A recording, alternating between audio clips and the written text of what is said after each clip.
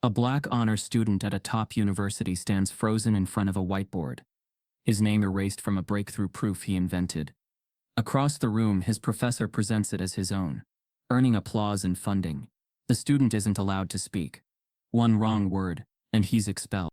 But then, a janitor walks in, holding the original notebook. Before we deep dive into this interesting story, subscribe to our channel, and tell us where are you watching from. Share in the comments below. The lecture hall at Ivyton University, a pristine cathedral-like space of glass walls, bleached whiteboards and perfectly symmetrical stadium seating, smelled like old paper, stress, and prestige. Students shuffled in with noise-canceling headphones, hydro flasks and $200 graphing calculators clipped to their bags like trophies. Everything was orderly, predictable, cold, except for the look on Professor Ronald Whitmore's face the moment Elijah Carter walked in. Elijah was early. Always was. First row, third seat from the left. It gave him just enough proximity to be engaged, but not too close to seem overeager, which could be misread in the wrong body. Tall, 17, wiry, with a careful, quiet confidence. Elijah carried not just the weight of his textbooks, but of knowing he was one of only 2 black students in the entire Ivyton mathematics department, and the only one in honors calculus. Today, the room buzzed with something unfamiliar. The usual slides weren't loaded. Instead, on the projector screen, one single complex equation, long, slippery, abstract. Professor Whitmore didn't say hello. He didn't take attendance. He just adjusted his glasses, leaned over the podium, and with an almost smug inflection, "Let's begin with something light. Who would like to solve this?" The silence that followed wasn't surprising. The equation wasn't light.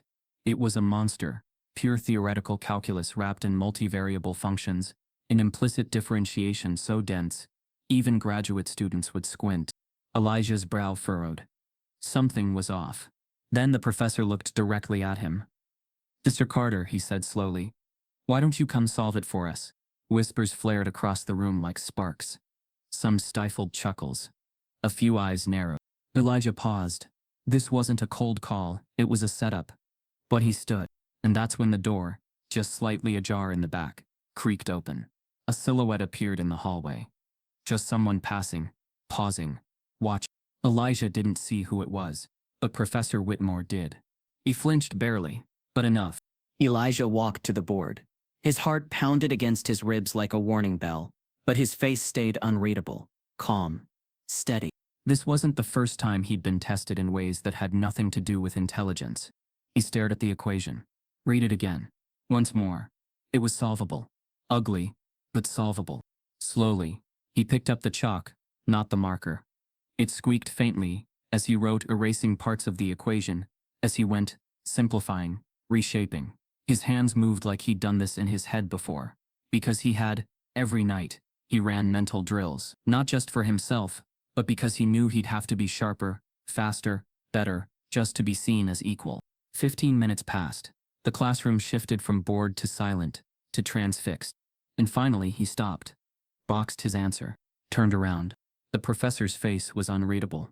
He walked to the board, slow, theatrical, read through Elijah's work, then turned to the class.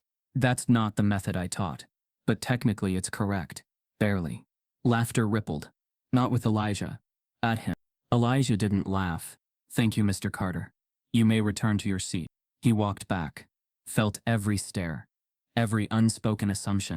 Whitmore moved on, rattling off a new topic, Taylor expansions, this time, as if the moment had meant nothing. But Elijah knew. That wasn't a lesson.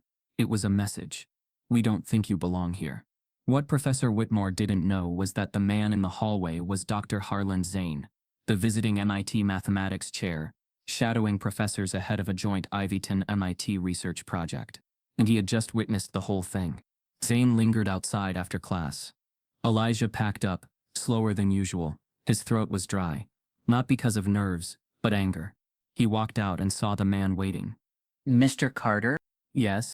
Zane extended his hand. "Dr. Zane. MIT, visiting faculty." Elijah shook it. Firm, cautious. "I saw your solution," Zane said. "I've only seen that method once before, on a research paper still under peer review." Elijah blinked. "I didn't copy it." Zane smiled thinly. I don't think you did. Then he reached into his coat, pulled out a card. If you're ever in Boston, come find me. I'd like to hear more about how you learned to think like that. And then he walked off. Simple, clean, gone. Elijah stared at the card. His mind raced. Why now? Why this man? Why today? Inside the classroom, Professor Whitmore scribbled something on his tablet, something private. The moment Elijah had turned his back after solving the board, Whitmore had copied his method, quickly, sloppily, like someone who knew he was witnessing something important and wanted it without its source. And 2 hours later, deep in Ivyton's administrative system, an anonymous alert was flagged. Academic misconduct under review. Suspected plagiarism. Elijah Carter. Elijah would get the notification by morning. But before that, someone else would see it. Someone with a mop bucket, an old ragged backpack, and a mind far sharper than anyone knew. His name was Terrell Massey, and he had just cleaned the hallway where genius was disrespected. He'd seen the whole thing, and he wasn't about to let it slide. He's just the janitor. But his equation changed everything. The MIT corridor at 2 in the morning had the kind of hush that pretended to be respect. Fluorescent lights hummed at a frequency low enough to slip beneath notice. The marble floors shone with a dim institutional polish. The framed photographs of faculty decades old smiled down like witnesses to histories that rarely admitted error. Terrell Massey wheeled his cart slowly past the lecture halls, a practiced moon of motion in an otherwise sleeping observatory of intellect. He had pushed that cart through worse winters, through conferences where chairs argued over the exact placement of a symbol, through nights when a seminar had bled into personal resentment and left someone's ego in fragments on the carpet. He had a way of moving that kept him measured, neither invisible nor intrusive, which was how he had learned to survive the oscillations of buildings that belonged to other people. On this night, the building felt expectant, in a way he did not expect. It was not the first time he had been alone among whiteboards and theory.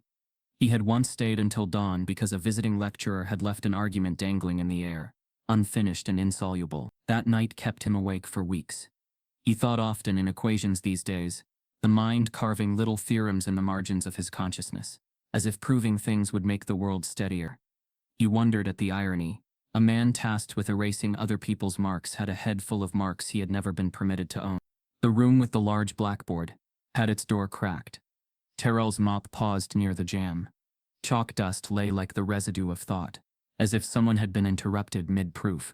It was not uncommon to find a board littered with attempts, tiny universes of logic that had not yet coalesced. But the board tonight was different. A complex multivariable problem ran across it, not the scribbled fragments of a frustrated grad student, but an organized, elegant solution from start to finish. The final line boxed in the corner looked like a signature. Terrell set his cart down and stepped forward because curiosity and habit were indistinguishable to him. He had studied in community college, one chemistry night at a time, then in odd textbooks cataloged in the public library. He taught himself notation in the glow of street lamps, while folding uniforms. He had always found a private pleasure in the symmetry of equations, their demand for honesty. This board's work carried that honesty. It was the kind of derivation that owed the reader nothing, and demanded everything. He did not recognize the handwriting. It had the slight tilt of someone who wrote hurriedly, but with confidence, a stroke economy that made the lines look effortless. Terrell's fingers hovered over the chalk tray, as if he were an intruder at a museum, about which he had only ever read. The solution was correct. No gaps, no contrived leaps, and yet it contained a manipulation of variables Terrell had not seen taught in any lecture.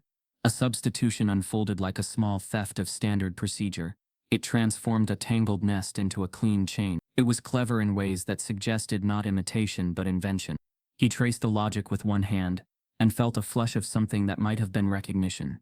The unfamiliar move resonated with him, as if the board had offered a question that his own mind already knew how to answer. If education had been a locked house and theorems the furniture, Terrell had been forced to learn the layout by peeking through keyholes.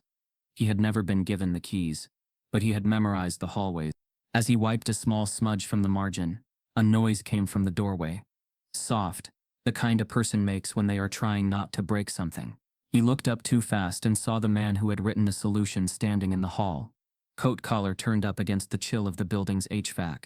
The man's face was lined, academic and tired in the way of someone who had spent a life measuring truth and found it wanting. For a second the professor froze, eyes locking on the erased smear Terrell had just cleaned. Terrell felt the old reflex. Make yourself small. Make yourself useful. Make yourself forgettable. But the man did not ask him to move.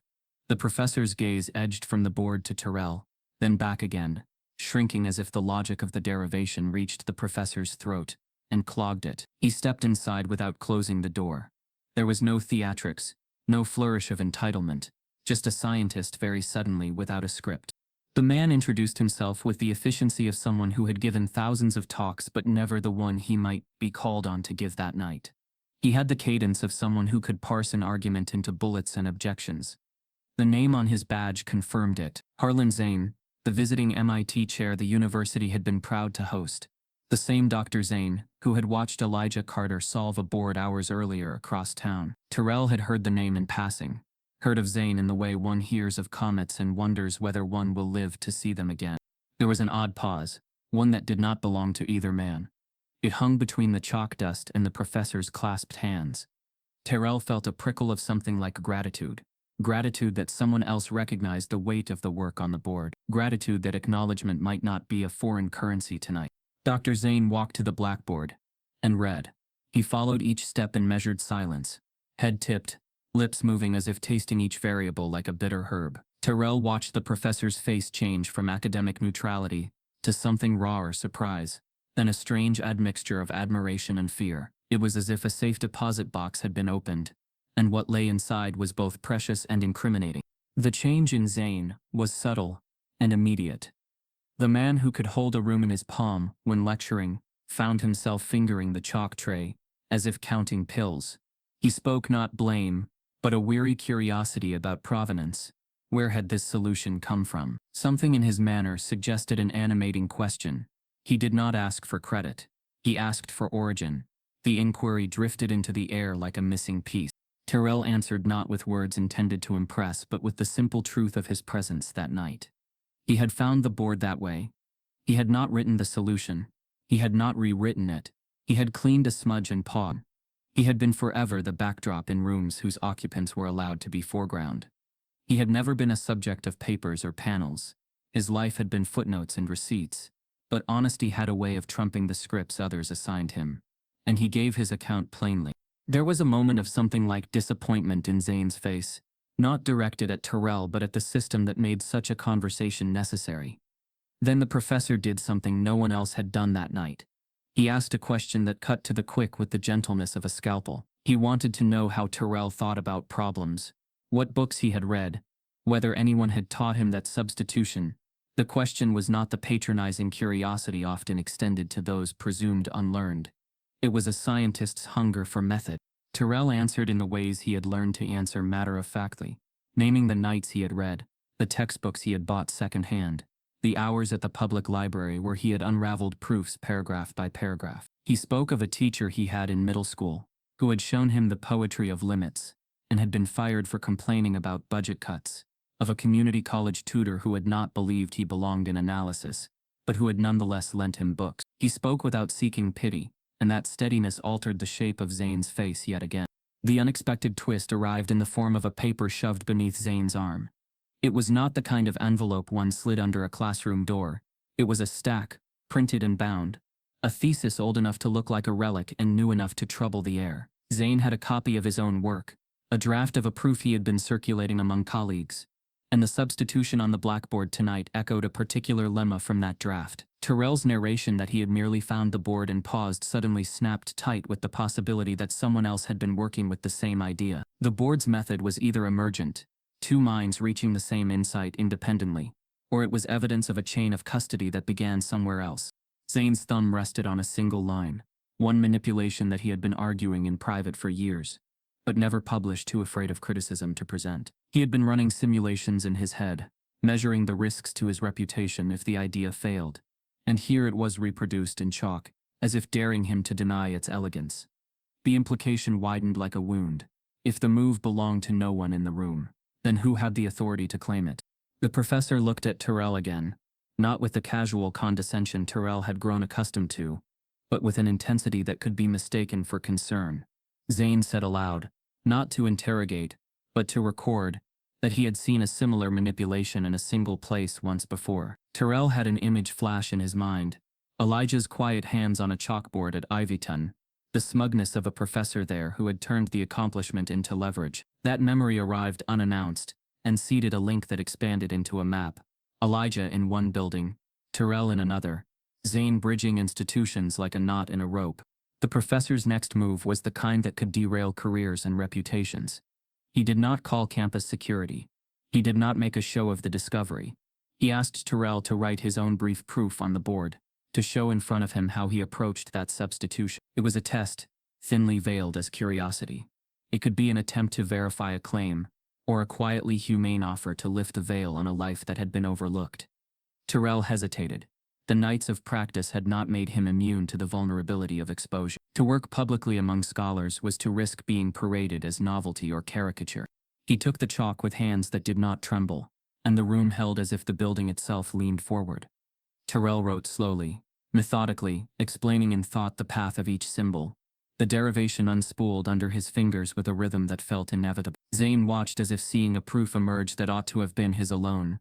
Simultaneously, he watched as if seeing something too beautiful to claim. The unexpected twist settled like a second skin. Terrell could reproduce, teach, and refine the move. He did not need other men's permission to do mathematics. His mind had always been doing it on its own terms. When Terrell finished, the board finally contained two stories: the original anonymous solution, and his clean, deliberate restatement. Dr. Zane stepped back and exhaled. He spoke, not with judgment, but with a plan forming like a graph. He would test this. He would invite Terrell to speak with colleagues. He would trace the origin of the method. The implications were vast. If Terrell's derivation could be generalized, it could alter how a field approached a long-standing problem. But the room's hush was not an invitation to triumph. It was an announcement that a different sort of reckoning was beginning.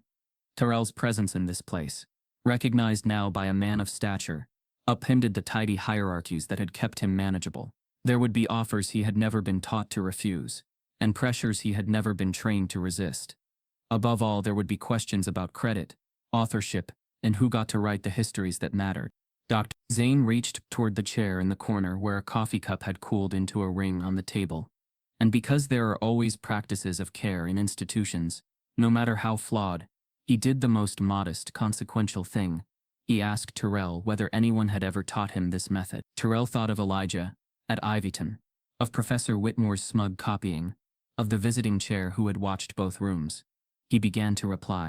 Across town, someone else was already moving, files shifting in a lockbox, that had nothing to do with Terrell, but everything to do with a system that preferred tidy narratives over messy truth. The first ripple of consequence had started, and it would not stop at applause or silence. It would aim for property, policy, and the definitions of who could be called a mathematician. Terrell's answer hung in the air like a final symbol on a board, poised, potent, and about to change everything. Elijah Carter hadn't always second-guessed himself when he opened his notebook. But lately, the crisp edges of his pages had begun to feel like landmines. The same problems he'd once tackled with quiet certainty now took longer. His pencil hovered just a beat too long before marking an answer. And worst of all, the doubt wasn't organic. It had been planted. There was no single moment when things snapped. It had been a slow suffocation. It began with subtle shifts. Office hours that mysteriously filled just as Elijah arrived. Study groups that somehow never texted him back, even though he was on the thread. A problem set that was accidentally graded out of 120 when everyone else's was marked out of 100. At first he tried to explain these away. Mistakes happen. People forget. Professors are busy. But by the third mistake, even optimism started to sound naive. Inside Ivyton University, these tactics weren't part of the curriculum, but they were most certainly part of the culture, especially when you were the only one who looked like you did in the room. At 17, Elijah had entered the Ivyton Honors Mathematics program on a full academic scholarship. He was a top scorer on national exams, had taught himself linear algebra by watching YouTube videos at 2 a.m., and had turned his grandmother's living room table into a makeshift lab for plotting out simulations. But Ivyton had a way of rebranding excellence into arrogance, especially if it wore brown skin and didn't apologize for being sharp. Professor Ronald Whitmore, white, mid-60s, and tenured into untouchability, had taken a particular interest in Elijah, but not the good kind, Not mentoring, not cultivating talent. No, Whitmore's version of interest meant finding new ways to undermine him in front of 42 other students, subtly deniably. He wouldn't call on Elijah, unless the question was unreasonably difficult. He'd return his tests last, as if deliberating them longer. And when Elijah did score well, there would be a hesitant pause before Whitmore muttered, surprising, must have been a fluke. Elijah noticed. So did a few of his classmates, but no one spoke. No one wanted to end up in Whitmore's crosshairs. Ivyton had a long memory, and retaliation didn't always leave bruises. Sometimes it came in the form of a lost research assistantship, or a poor reference letter that closed doors quietly. The staff lounge was supposed to be off limits to students, but Elijah had a work-study job in the library, and part of that meant delivering quarterly department bulletins to the lounge after hours. Most times he just slipped in, left the copies on the table, and left. But one Thursday, just before midterms, he arrived 10 minutes earlier than usual. The door was cracked. Voices inside. Familiar. Whitmore's voice carried first. He's got a sharp mind, but too eager. Too confident for someone who's barely qualified. Another chuckle. From Professor Langley. What's the phrase? He's not teachable. Too sensitive. You criticize his work, and suddenly it's a racial issue. Then Whitmore again. I've adjusted the grading scale for his section. Nothing egregious, just enough to temper the arrogance. He needs a reminder. This isn't high school, this is Ivyton. Elijah stood frozen. The hallway suddenly felt narrower, the light buzzing louder. In that moment, everything he doubted about himself evaporated, and in its place came something colder. Confirmation. This wasn't about merit. It never had been. He turned and walked quickly back down the hall, not realizing until he reached the exit that he was still clutching the bulletins. The next day he skipped class for the first time in his life. He couldn't tell his mother. She had sacrificed too much for him to get here. Couldn't tell his guidance counselor from high school. She'd warned him Ivyton might be a tough fit, and he didn't want to hear her say, I told you. Couldn't even talk to the one friend he made during orientation. Jeremiah, because even Jeremiah had started pulling away lately, subtly aligning himself with the crowd that joked about Elijah being the department's DEI experiment. Instead, Elijah poured himself into math. Not Ivyton math. His math. He started staying late in the physics library where no one knew his name. He borrowed textbooks from disciplines he wasn't enrolled in. He found a small unused faculty office on the third floor, half storage closet, half forgotten. No one ever checked it. There he posted scratch paper on the walls and began working on a method of solving a specific class of nonlinear equations faster, more accurately, and with fewer assumptions. He didn't do it for a grade. He did it because in that room, no one could tamper with his brilliance. But outside that room, the war continued. His midterm results came back, 68%. No feedback, no partial credit, just red circles on answers he knew were correct. He appealed to Whitmore directly. The professor was almost amused. I appreciate your passion, Elijah, but grading is final. You'll have to take it as a learning experience. Can I see the rubric? You're welcome to come to office hours. I've tried. You're always busy. Whitmore smiled. Not kindly. That's the price of excellence. Time is limited. Use yours wisely. Elijah left the office with his fists clenched and his confidence unraveling. Late one night, while cleaning up his notes in the storage room, he heard a knock. Startled, he turned to see Professor Alina Reeves, a soft-spoken adjunct who mostly taught introductory statistics. She glanced at the equations on the wall, then back at Elijah. I thought this room was storage, she said lightly. Elijah stood silent. That's your work? He nodded. It's elegant, she said after a pause. You know that, right? Another nod, a quieter one. You're not just smart, Elijah. You're precise. That substitution, it's not standard. Where'd you learn that? Nowhere, he said. It just made sense. She didn't smile. She studied him. Have you submitted this anywhere? No. Who would listen? She looked away for a second. Her silence wasn't cold. It was heavy. I'd listen, she said finally. And I know someone else who might too. She scribbled a name and number on a post-it.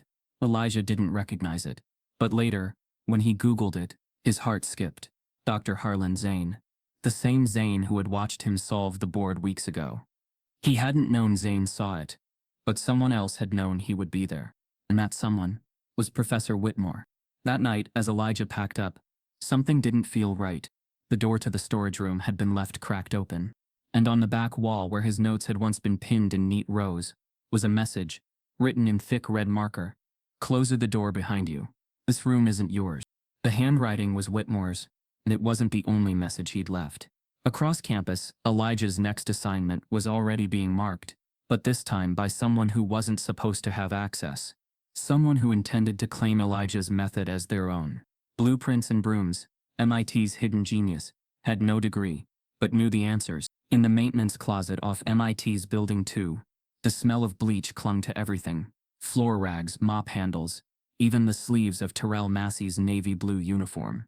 He sat on an overturned bucket, arms crossed, staring down at a manila envelope that hadn't been there the day before. No return address, no message inside, just 2 printed pages, a mathematics problem from an unsolved proof the department had been chasing for weeks, and beneath it, a bold, underlined note. If this is yours, explain how. Terrell didn't need to guess who sent it. The paper bore the quiet arrogance of Dr. Vivian Krell, head of MIT's Department of Pure Mathematics.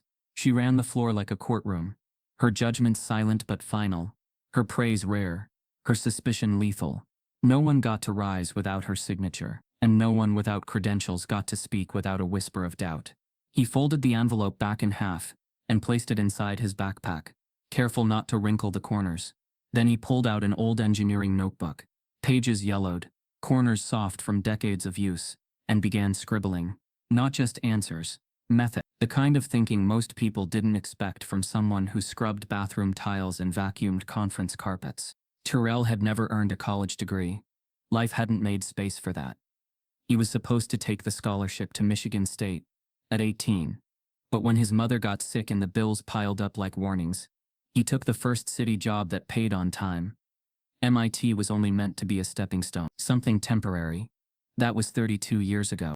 But even while pushing trash bins down hallways lined with Nobel winners, Terrell never stopped learning. Never stopped seeing. In unused corners of lecture halls, and behind glass office doors left cracked open, he heard minds work in real time. He'd memorized proof structures not from textbooks, but from half-finished scribbles left behind after lectures. He would return at midnight with a piece of chalk and finish them alone, silent, uncredited.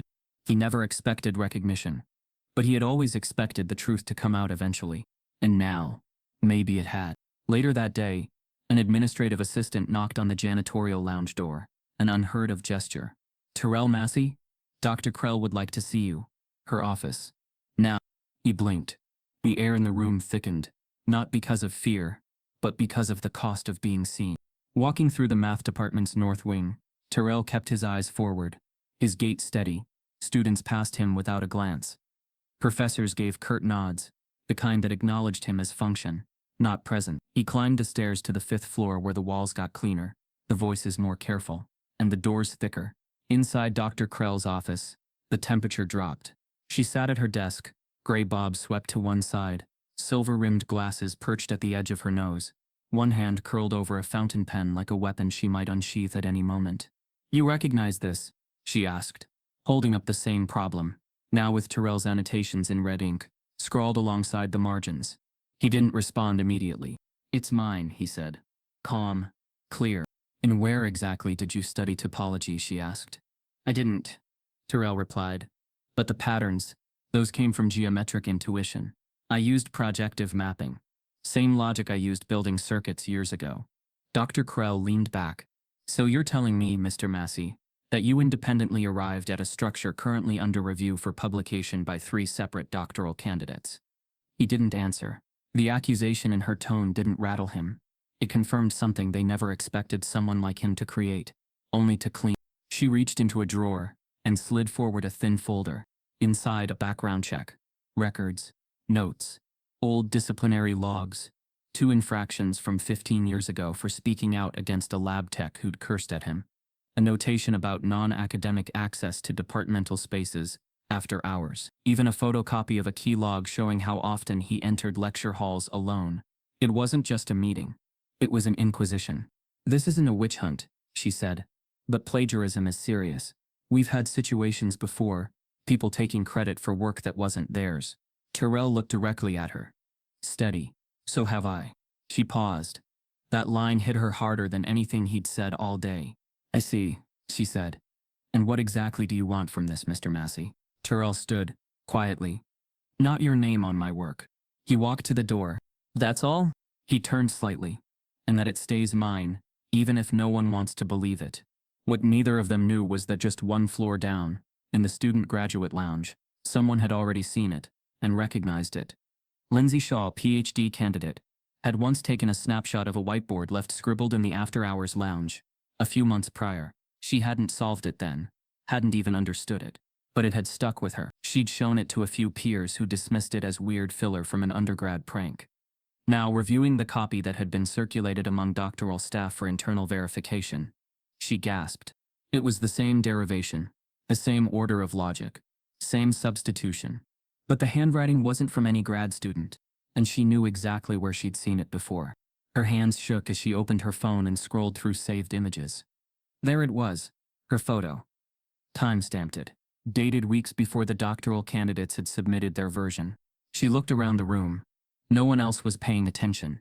That evening, Terrell sat back on the bucket, in the janitorial closet, the envelope from Krell now taped to the inside wall. Above it, his own derivation. Below it, taped copies of old mop schedules. The irony wasn't lost on him. His proof sat next to Windex inventory sheets. It was the only space that was truly his. There was a knock. This time, it wasn't a student. Dr. Harlan Zane entered quietly, nodding once. I saw the paper, he said.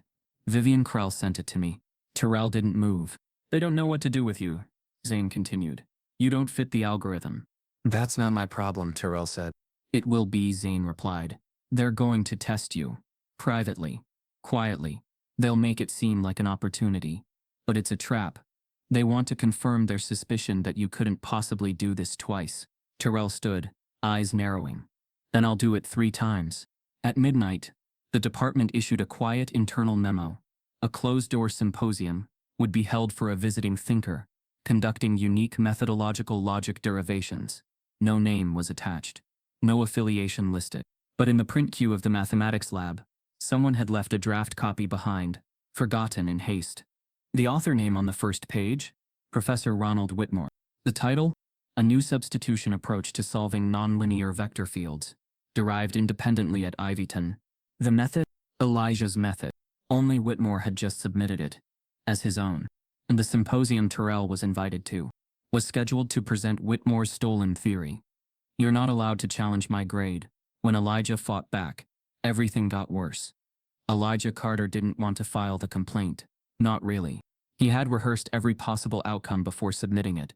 How it would sound, how it would be dismissed, how it would mark him forever as that student. But after the red marker warning scrawled across the storage room wall, after his test was altered with 0 explanation, and after he'd found his own method filed under someone else's name, silence no longer felt like survival. It felt like betrayal of himself, and of every quiet genius who never got to speak. Still, his hand trembled when he hit submit on the university's formal misconduct reporting portal.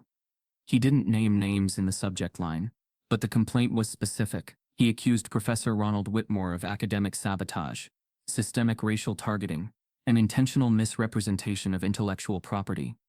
In any other institution, the claim alone would have triggered a procedural review. At Ivyton, he got a calendar invite titled Academic Conduct Discussion. Elijah Carter. No location, just a time. Monday. 9. The dean's office sat in a granite building, with ivy crawling up the walls like vines clinging to legacy. Inside, everything smelled like polished wood and cold ambition. Dean Barbara Culver, a white woman in her late 50s, with glasses that always seemed on the verge of sliding off her nose, offered him a seat without looking up. She clicked her pen once, twice, then folded her hands like a lawyer who already knew the outcome. Mr. Carter, she began, you've submitted a rather serious accusation against a tenured faculty member. Elijah nodded. I have. Unfortunately, she said, flipping a manila folder open. Professor Whitmore has raised concerns of his own. About your work. He froze. He's flagged similarities, she continued, between your recent derivation and an unpublished paper currently under review by our own faculty. He believes you may have had unauthorized access to protected research materials. Elijah's breath caught. It's not possible. That method is mine. I created it. Did you write it down in a research publication? No. Was it presented in class or submitted to an accredited journal? I wrote it on the whiteboard, in a room no one was using. Dean Culver didn't blink. Then I'm afraid it's not protected under university policy. The words sank like lead. Elijah was being accused of plagiarism. For solving his own equation. He tried to protest. He told her about the storage room, the missing notes, the red warning. He explained the logic behind his method, even offered to walk her through the derivation step by step. But her expression never changed. This meeting is not a debate, she said coolly. It's a notice. Your final appeal may be heard by the Academic Review Board next month. Until then, you'll be placed on academic probation. The words scraped like metal across his ribs. Probation, which meant no scholarships, no tutoring eligibility, no library access beyond level 1. It meant they were already preparing to erase him. He walked back across campus numb, like someone trying to remember the order of events in a car crash. At the student center, the air smelled like vending machine coffee and burnt ambition. He sat near a window and stared at the glass as if it held a solution. Around him, students laughed, studied, lived. His phone buzzed. A number he didn't recognize. Elijah Carter? A voice asked. Yes. You don't know me, but I think someone just tried to bury your work, and I think you deserve to see what they're planning. The voice was careful, but not cold. Who is this? Check your Ivyton email in 5 minutes, the voice said. Then log out. Fast. Click. He waited. The message came exactly 5 minutes later. Subject anonymous. Share. Regarding submission to Journal of Mathematical Insight. Attachment. Whitemore's submission draft 4. Elijah opened the file. His stomach dropped. There, on the title page, a new substitution approach to solving nonlinear vector fields. Author, Ronald Whitmore. The body of the paper was a detailed walkthrough of the exact method Elijah had spent months developing in private. The substitution, the simplification, even his notation boxed the same way he always marked final steps. The proof was his. The theft was complete, and now submitted to a journal under Whitmore's name. It would be nearly impossible to reclaim without external validation. He checked the metadata. Date created, yesterday. But the math? That had been on Elijah's walls weeks before. In a panic, he emailed back the anonymous sender. No reply. He forwarded the document to Professor Alina Reeves, the adjunct who had seen his wall of equations firsthand. 3 hours passed. Then a knock came at the storage room where Elijah now spent most of his nights. Alina walked in, face pale. I just came from the department meeting, she whispered. They're preparing to cite Whitmore's paper in the next seminar series. They're calling it the Whitmore substitution method. He stole it, Elijah said. I know, she replied, but no one's going to believe you unless you can prove the work was yours first. He paced. I had notes, but someone removed them from the wall. The board's clean now. I have nothing, except memory. Alina paused. Maybe not nothing. She pulled out her phone. I took a photo of your wall that night. Remember, I sent it to a colleague. I wanted them to see what I meant when I said I'd found someone special. She swiped. Found it. There it was. Elijah's substitution method, fully visible in a photo dated 3 weeks ago. The same substitution Whitmore had just submitted. It's time-stamped, she said. It's proof. The next morning, Elijah filed a second complaint, this time with attached evidence. The email, the paper, the photo, a copy of his notebook pages reconstructed from memory. He CC'd Alina, Dean Culver, even Harvard's neighboring department chair, whom Zane had mentioned during their brief conversation. He ended the email with one sentence. If this department can't recognize its theft, the world will. 3 days passed. No reply. Until a message came. Not from the dean, not from the registrar, but from Professor Vivian Krell at MIT. She had received Elijah's complaint through unofficial channels, and she wanted to meet. Your name came up more than once. Her message read, you and another, Mr. Terrell Massey, meet me Friday. Discreetly. This may not stay quiet much longer. Elijah read the message twice. He didn't know who Terrell Massey was, but something about that name felt like gravity. And across town at MIT, Terrell had just been handed an itinerary, one that placed him as guest speaker at a closed-door symposium, headlined by Ronald Whitmore, and the topic, Emerging Solutions in Nonlinear Vector Theory, with a subtitle that read, featuring the work of Professor Whitmore and contributor. Terrell stared at the paper. His name wasn't listed. But Elijah's method was front and center. A secret room, a lost notebook, and a formula that wasn't theirs. The back wing of MIT's mathematics building had long since fallen into disuse. The faculty had migrated toward newer, sleeker spaces, with better lighting and bigger projectors. But the old hall, once home to some of the department's most groundbreaking theorems, still stood cloaked in dust and shadows, untouched except by time and janitors. Terrell Massey didn't often clean this wing anymore. It wasn't part of his assignment rotation, and most nights he avoided it out of habit, an instinct developed over years of being told where he did and didn't belong. But that evening, as the echoes of Whitmore's stolen theory still thudded in his chest, something drew him back. Maybe it was the silence, or maybe deep down it was the need to remember who he'd once been before the world told him to forget. Room 3B was barely visible. Its door was warped from humidity, the glass panel frosted over by age and grime. But as Terrell turned the knob, it clicked open with an ease that made his stomach twist, like it had been waiting. The air inside was heavier, stiller. No LED bulbs here. Just an old yellow lamp dangling from the ceiling by a fraying wire. Dust floated in lazy spirals. Tables stood in disarray. Chalk powder settled in fine blankets. Overhead slides curling at the edges. But what caught Terrell's eye was the tall, narrow bookshelf in the corner. Most of the materials looked abandoned, outdated topology texts, printed journals from the 1980s, a row of thesis binders thick with aging plastic covers. He moved slowly toward them, drawn by muscle memory more than curiosity. His hand reached for the third shelf where one binder leaned slightly off kilter. It was old yellowed label. Cracked spine. He pulled it out. Differential transformations in multidimensional geometry. Author Dr. R. Whitmore. Submitted. Terrell froze. His fingers trembled as he flipped open the cover. Inside, the pages were littered with derivations, hand-drawn graphs, and substitution patterns that felt far too familiar. The prose was confident but uneven. Technical jargon stacked beside explanations that read like someone learning as they went. But the method in Chapter 6, a substitution involving nonlinear variable clustering, was unmistakable. It was his. Not figuratively. Verbatim.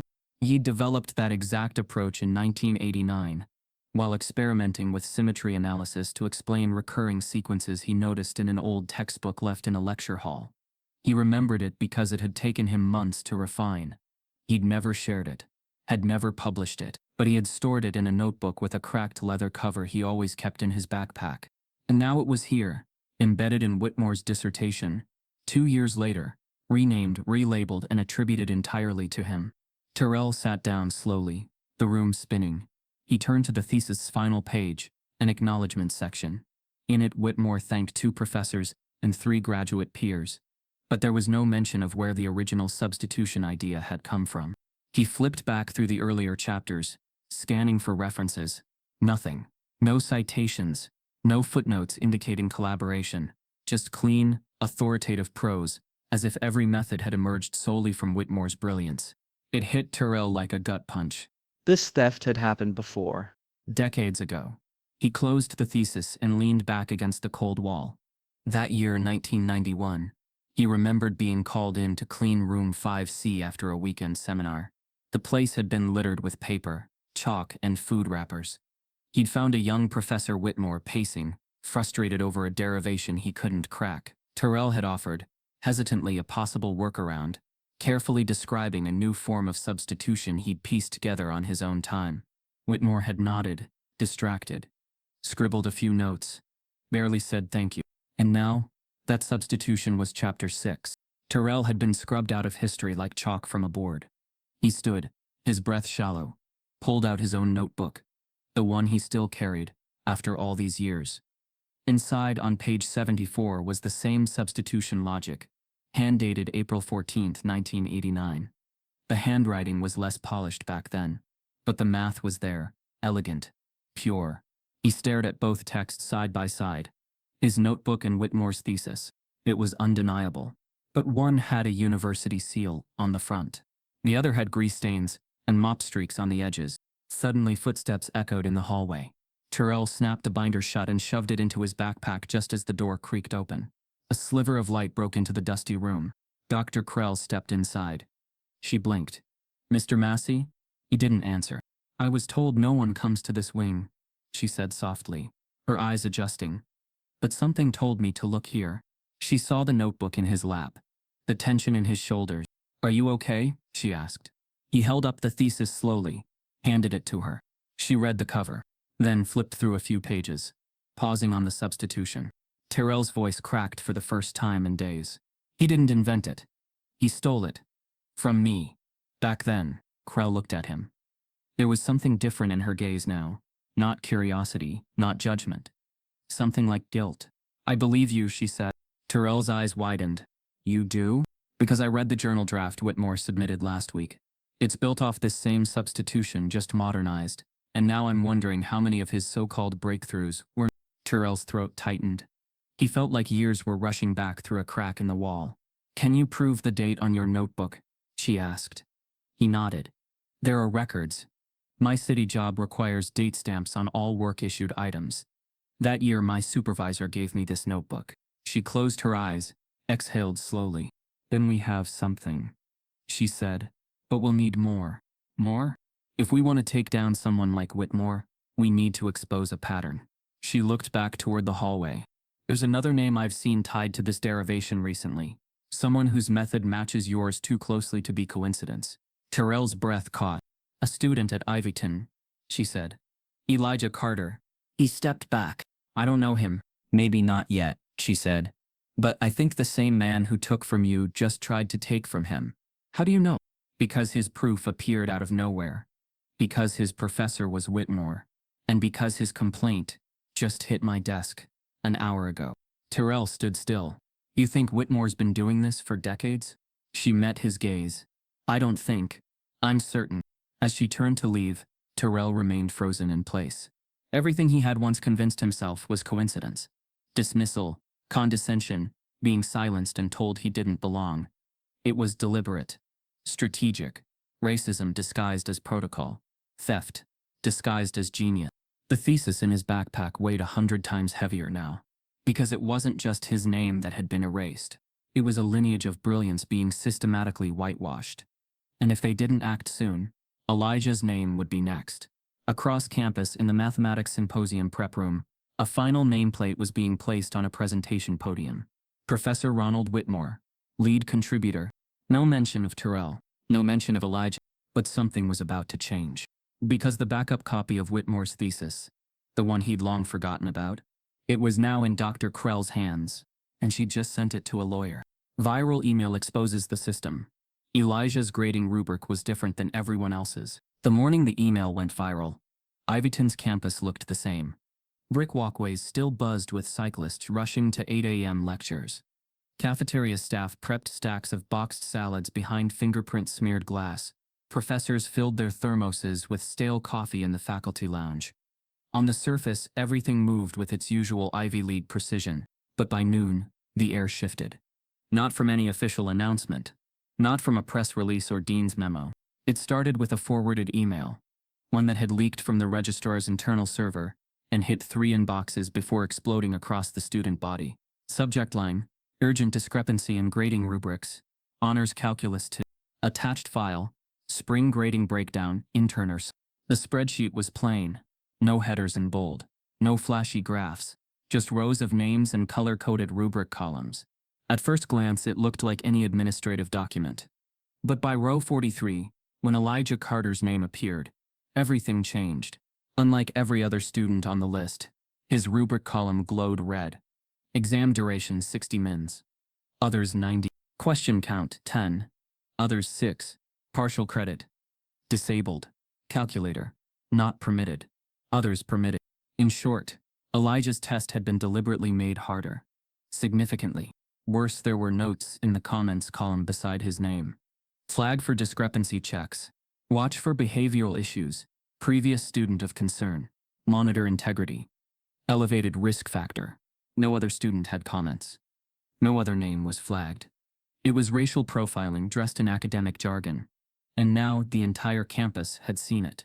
The backlash ignited faster than administration could contain. Within 3 hours, Ivyton's subreddit was flooded with screenshots. By 2:45 p.m., students were protesting outside the administration building, holding signs that read, "Equal brains, equal tests. Justice for Elijah." Academic racism is still racism. Reporters from the local paper, the Beacon Ledger, arrived at 3:20 p.m. The dean issued a cold 3-line statement. The Ivyton administration is aware of a data breach and is actively reviewing its contents. We remain committed to academic equity and privacy. No mention of Elijah. No apology. The protest swelled. But inside the math building, on the second floor near the edge of the protest chants, Elijah Carter's dorm room was empty. He had vanished.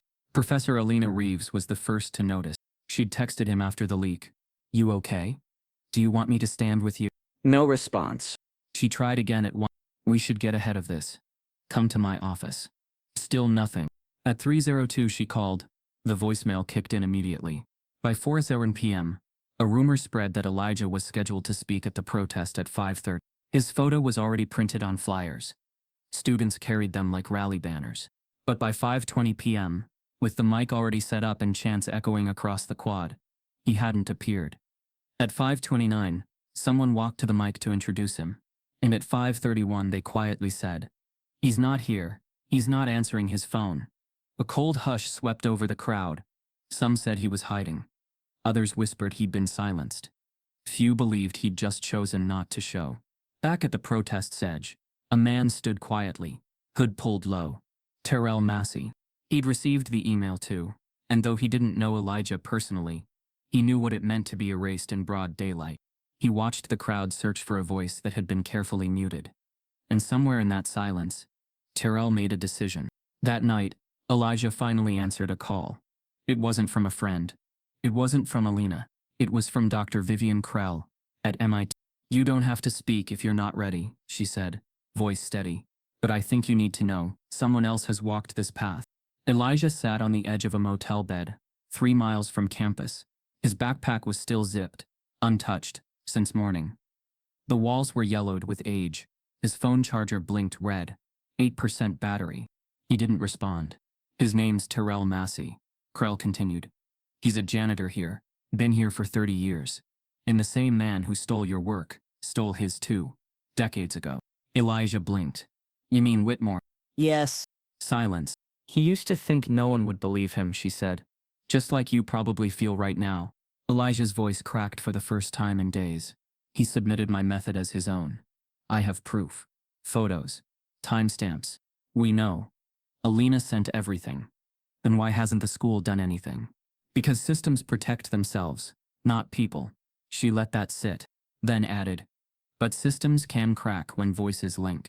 At that same hour, a student journalist named Malik Donnelly, editor of Ivyton's independent paper, received an anonymous email.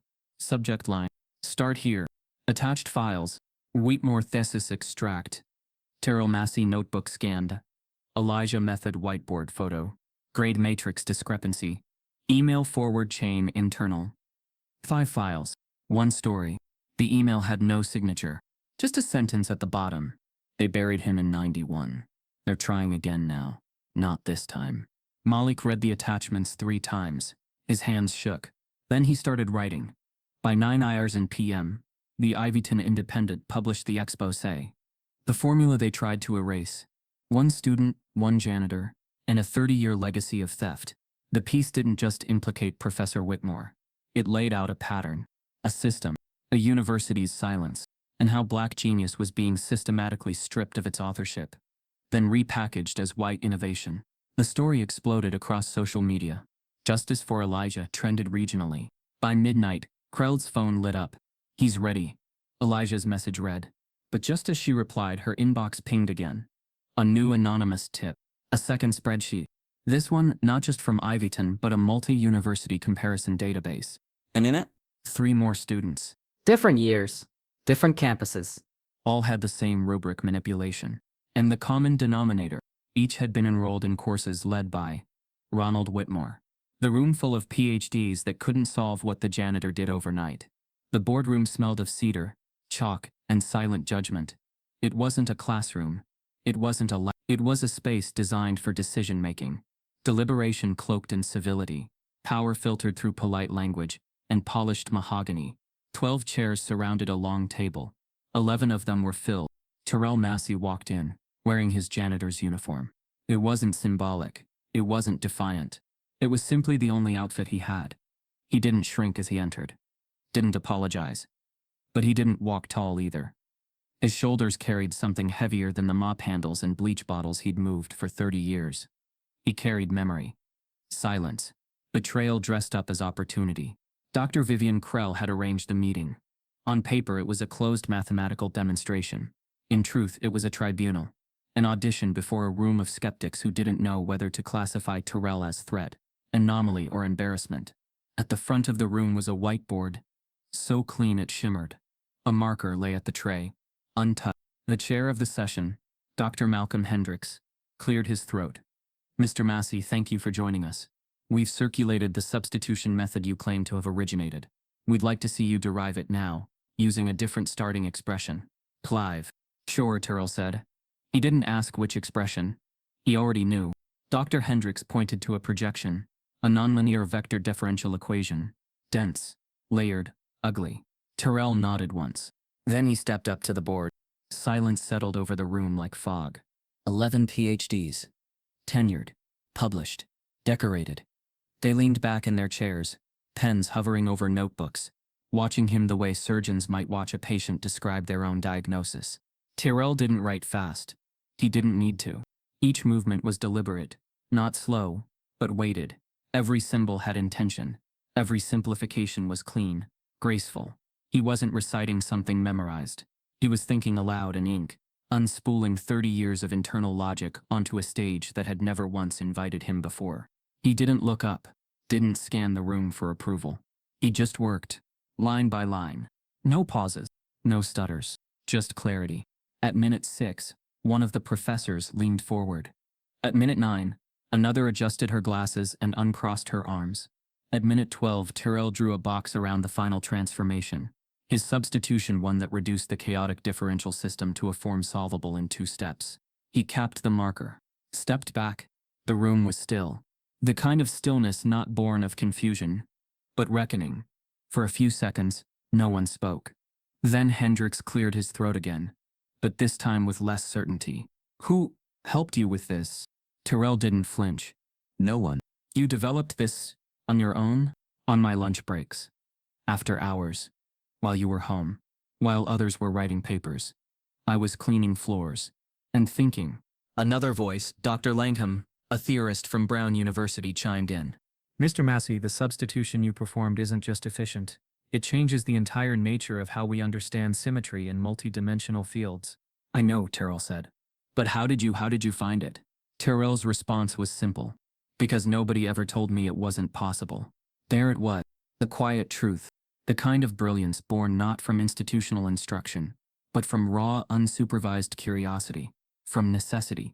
From silence so loud, it sharpened every mental tool he had. And that made them nervous. Because if Terrell could do this with no degree, no lab, no funding, what did that say about them? Krell stepped forward. He's not the only one. There's a student, Elijah Carter. Ivyton University.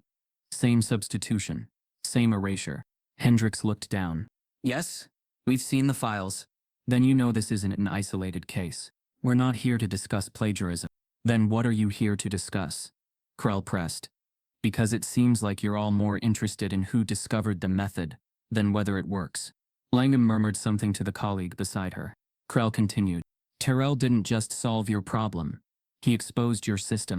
Vivian, Hendricks said, tone cautioning. This isn't political. She stepped closer. It's always been political. You just never had to notice. Outside the room, a quiet buzz began in the hallway. A few grad students hovered near the door. The story had leaked. Terrell's derivation. His demonstration. It wasn't just another proof now. It was a movement. Inside, the professors whispered to one another. The whiteboard stood like a monument. Undeniable. One of the younger mathematicians, Dr. Asa Vargas, spoke next. I think we should invite him to present at the symposium. The room went stiff. Hendricks turned. The Whitmore Symposium? Yes. Vargas replied, louder now. That symposium is built around the exact method Terrell just demonstrated. If the integrity of the event means anything, he should be on that stage. That's highly irregular. So was what he just did. There it was again. Cracks in the wall. The old rules fraying at the edges, but not without resistance. There are politics involved, Hendricks said flatly. Donors, chairs, expectations. Terrell watched from the side, arms folded. So you want my proof, but not my name. No one answered. That's fine, he said, but I won't stay silent. Not again. He turned to Krell. What if I don't wait for permission? What if I go public? Krell looked around the room. Then they won't be able to ignore you. But before anyone could reply, the door burst open. Malik Donnelly stood there, winded, holding a phone in his hand. There's something you need to see. Right now. He turned the screen to show a live stream. On it, Professor Whitmore, standing at a podium at the Ivyton MIT Symposium's pre-conference roundtable. Behind him, a large projection screen, displaying Terrell's substitution method. A method I've refined over the years, Whitmore was saying. Voice calm, rehearsed, inspired by many, but attributed solely to my research. The audience clapped. Whitmore smiled. But Malik wasn't done. That's not the part you need to see, he said. He scrubbed forward, paused, pressed play.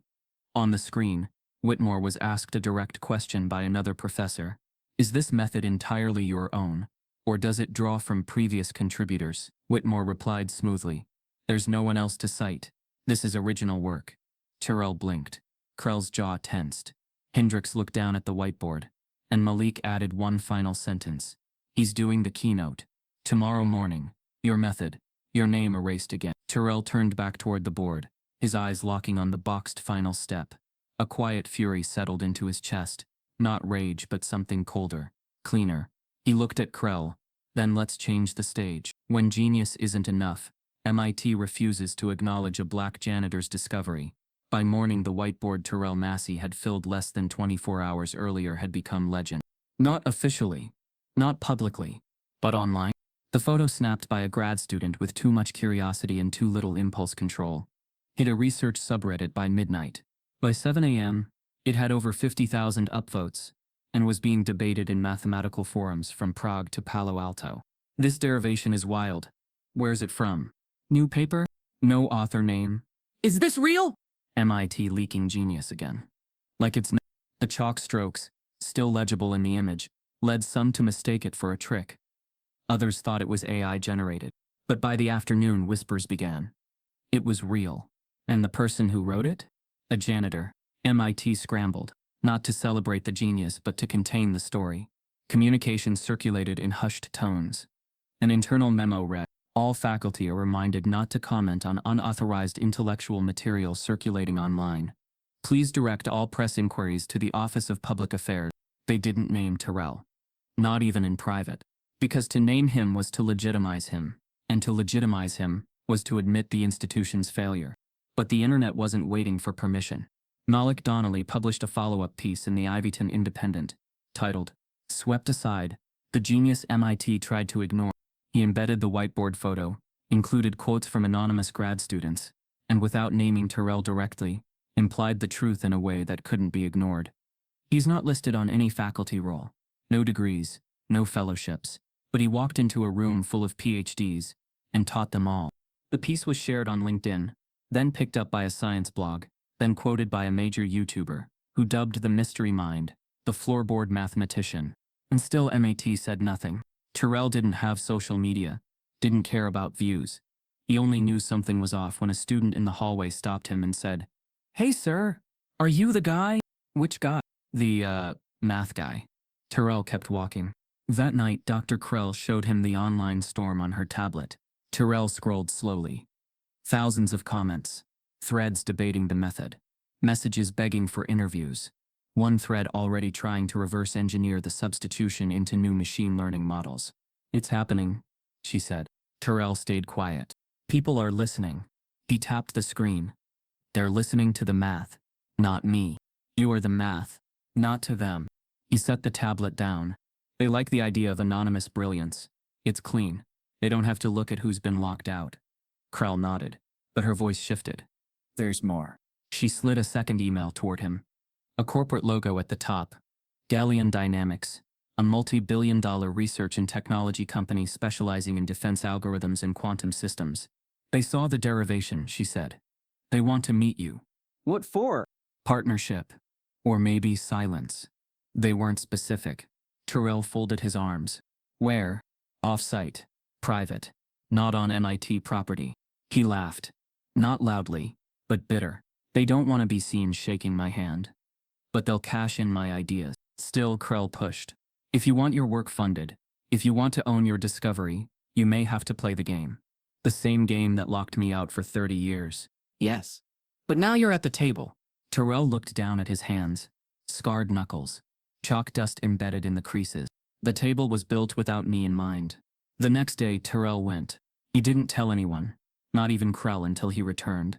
The meeting took place in a sleek, soundproof room, in a downtown Boston high-rise. Neutral colors, surveillance-grade silence. A woman and two men from Galleon were already waiting. Polished suits. Polished smiles. They slid a folder across the table. Inside a preliminary offer. 2 million. Non-disclosure clause. No authorship. No credit. A permanent gag order regarding any origin disputes. The message was clear. We believe you. But we'd prefer the world never know. Terrell read every line. He didn't ask for more money. He didn't negotiate. He slid the folder back. I have nothing left to prove, he said, but I've got plenty left to protect. He stood.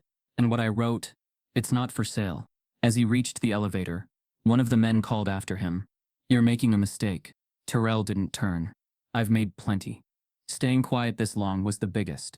Back on campus, the silence from MIT was now being interpreted as complicity. Social media turned sharp.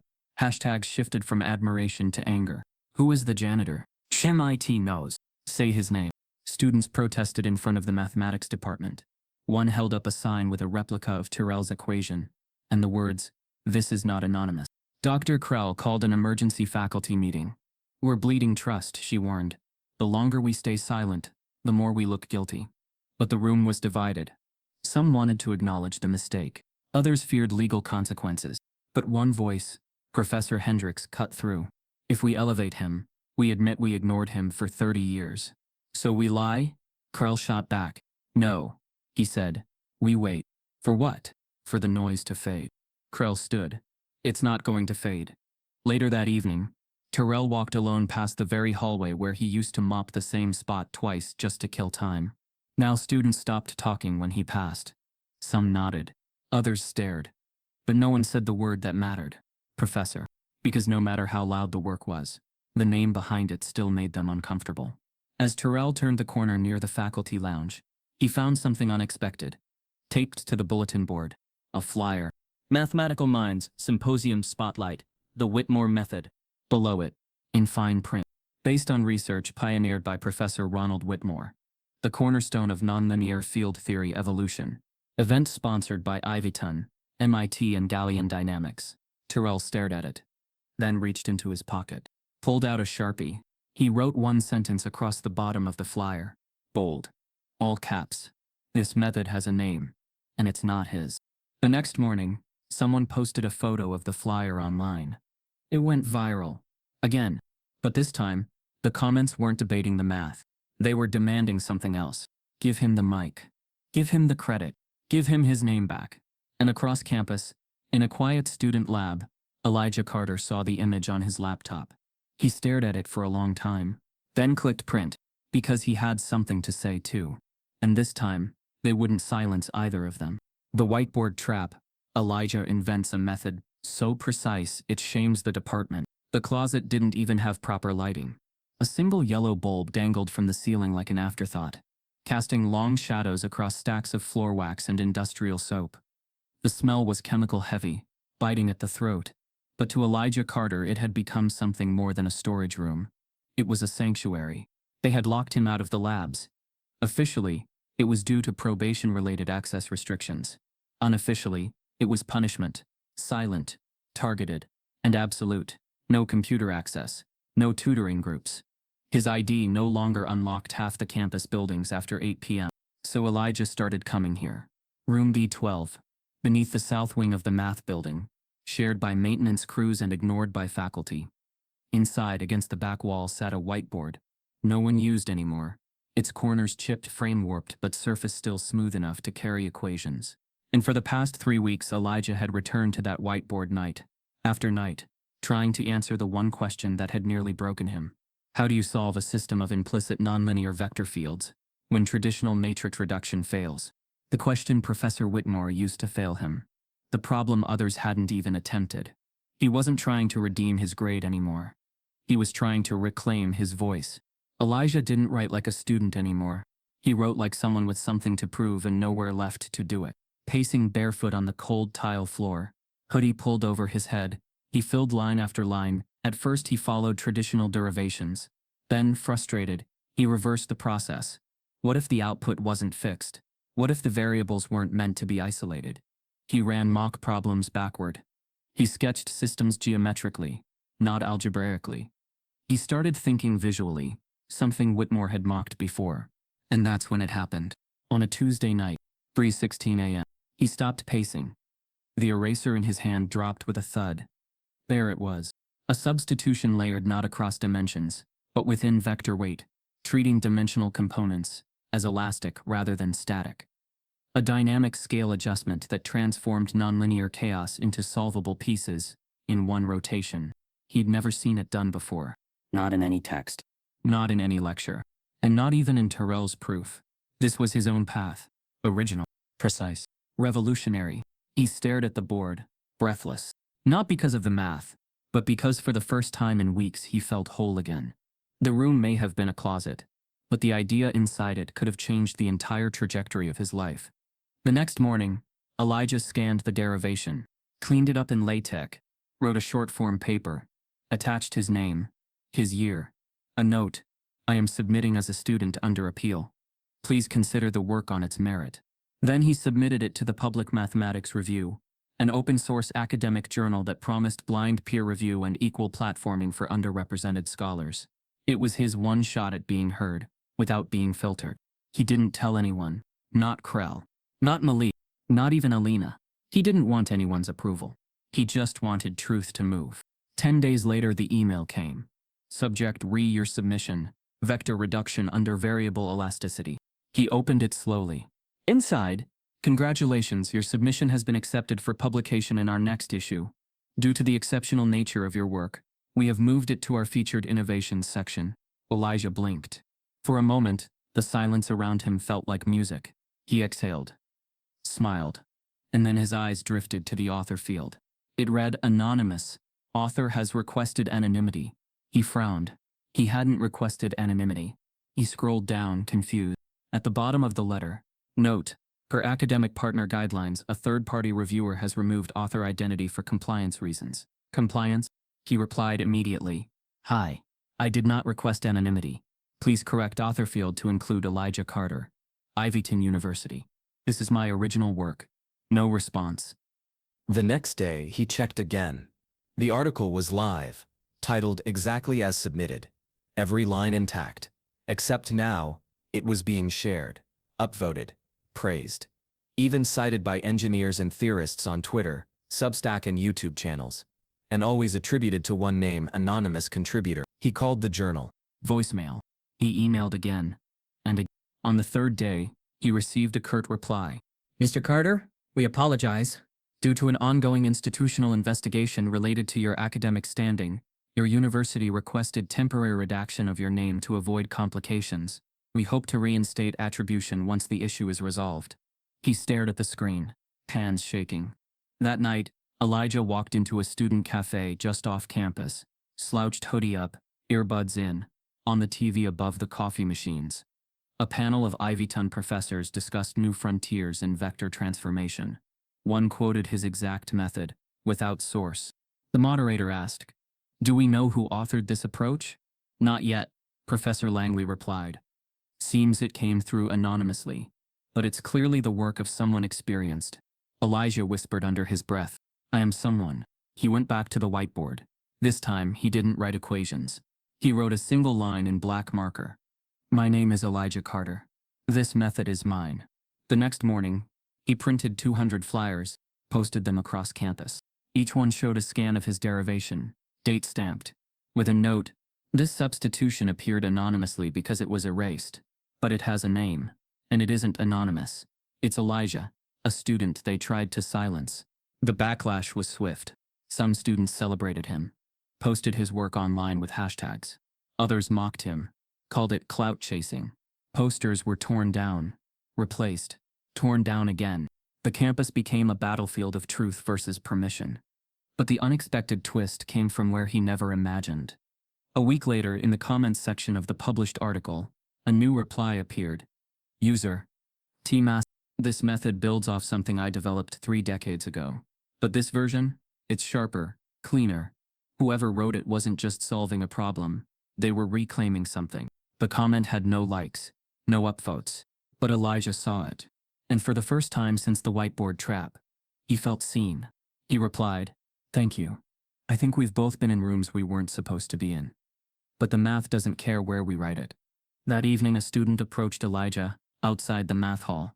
"You're the one who wrote the thing they're quoting now, right?" Elijah nodded. The student held up his phone. "Then why isn't your name on it?" Elijah looked at the screen, paused. "Because they think if they hide the name, they can hide the proof." The student looked confused. "So what are you going to do?" Elijah looked down, then back up at the window of the math department, where his final exam had been graded unfairly, where his room access had been revoked, where Whitmore still sat. He smiled softly. "I'm going to make sure they remember what I did here with or without their permission." Inside that same building, Whitmore sat in his office, phone in hand, scrolling, watching the article he'd quietly dismissed as amateur math, now being cited by people he respected. He tapped the screen, read Elijah's name, then slowly clenched his jaw, because he recognized the technique now, not just from the journal, but from a whiteboard 3 weeks ago, in a storage closet, a closet he thought no one used. And suddenly he realized he'd seen the method before it went public, on a wall he'd scrubbed clean, a wall that now might cost him everything.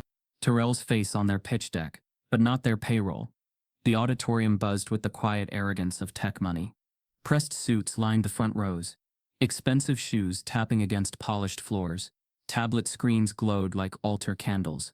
On stage, a towering projection screen cycled through slides titled Next Gen Predictive Logic and Mathematics for Machine Learning 3. At the base of each slide, in fine sans serif font, presented by Quantison Labs, funded by the MIT Innovation Accelerator. To most in the crowd, this was just another pitch, a young, scrappy startup, backed by elite minds and venture capital, promising a sleek, elegant algorithm that could revolutionize physics simulations, financial modeling, and beyond. But to Terrell Massey, watching the live stream from his phone in a quiet corner of the MIT library, the slides told a different story. They weren't just discussing his work, they were showcasing it. Slide after slide displayed the same derivation structure he had crafted on whiteboards and notebooks over 30 years. The boxed substitution method, the same dynamic field adjustments, even the variable naming conventions, his convention. And then midway through the presentation, the founder smiled and clicked to a new slide titled, "Our Original Inspiration." The image that filled the screen. A photo, grainy, but unmistakable. Terrell, in uniform, chalk in hand, standing at the whiteboard during his closed demonstration to the faculty committee. The caption read, "Unknown contributor, MIT janitorial staff. Identity withheld." The room erupted in polite applause. Terrell's stomach twisted. They hadn't just stolen the math. They'd taken the narrative too. He didn't tell Krell, didn't text Elijah, didn't send a warning to Malik. He got up, walked out of the library, took the red line 2 stops downtown, and walked into the Quantison launch event, uninvited, briefcase in hand. The security guard at the auditorium's side door barely looked up. Terrell moved like he belonged, years of invisibility, honed into a perfect kind of access. No name on the list, no press badge, just a look that said, "I'm already late, you'll be blamed if I'm not inside." By the time he entered, the founder, Jason Rudd, was mid-pitch. "We believe this method, refined and deployed through our platform, can revolutionize machine modeling in aerospace, medicine, and predictive environmental systems." Terrell stood at the back, watching. Now, many ask, where did it come from? The answer's complex. A community of thinkers. But one anonymous mind stood out. Another image flashed. His face, captioned it as a silent inspiration. No name, no mention of authorship. Only the same tired trope, black brilliance as ghost labor. Terrell walked down the side aisle slowly, deliberately, one row at a time, until he reached the edge of the stage. He climbed the steps without asking. Jason turned, confused, his smile faltering. Can I help you, sir? Terrell opened the briefcase, pulled out his original notebook, the one with the cracked leather cover, the one dated. He flipped to a bookmarked page and held it up to the screen. You're using my work, he said. Calm, cold, and I'm not anonymous. The audience froze. A murmur swept through the room like wind in dry grass. Jason's mic picked up the sound of his throat clearing. I'm sorry, sir. I think there's been a misunderstanding. No misunderstanding, Terrell said, louder. That method you're calling a breakthrough? I wrote it. Alone, unpaid, uninvited, and now you're parading it as proprietary? Jason glanced at the moderator offstage. Tension climbed like heat. We never claimed ownership, he deflected. We credited the source. Your image is on the slides. Credit without a name is erasure, Terrell snapped. And a photo without permission is exploitation. Someone in the crowd clapped. Just once. Then again. And suddenly, more joined in. Not a standing ovation, but the beginning of something heavier. Recognition. Jason's PR rep sprinted to the stage. Whispered in his ear. Jason nodded, flustered. Look, Mr. Massey, we can discuss this after privately. Maybe there's a partnership opportunity here. Terrell closed the notebook. You already had your opportunity. He turned to the crowd. If you fund a project built on stolen brilliance, what does that make you? He didn't wait for an answer. He walked off the stage, briefcase swinging gently at his side. The room stayed silent. Back at MIT, the clip hit Twitter within an hour. By sunset, it was on national news. Janitor confronts startup over stolen genius. From broom closet to boardroom showdown. The headlines were glib, but the story stuck. Krell saw it play out on 3 screens. Simultaneously, from her office, from her tablet, and from a grad student's live reaction stream. Elijah saw it too. He didn't cheat. He just whispered, good.